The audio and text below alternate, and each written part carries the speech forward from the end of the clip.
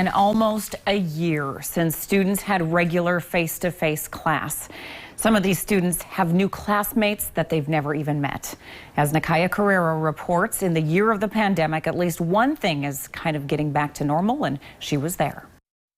Simley Middle School students couldn't be more excited. I get to see some of my closer friends again, and I can help my education more too. Probably seeing my friends and getting a sense to going back to normal and it being kind of normal since this COVID stuff.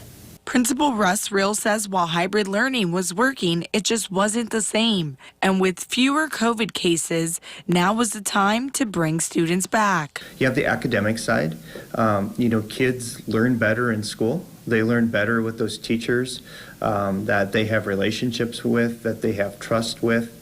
Real says kids are willing to follow any safety measures necessary to be back in class. It's a little bit uncomfortable knowing that we should keep them off since it's COVID, but I think we can deal with it. It's hard to remember to bring my mask every day, but it's still something I'm able to deal with, and it's just going to help stop COVID and whatnot.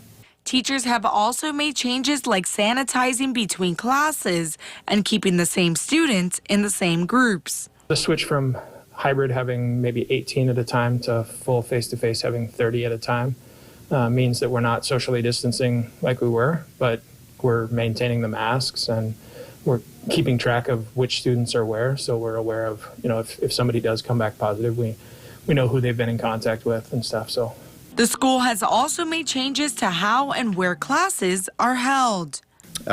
Singing through a mask is more challenging than it is without a mask.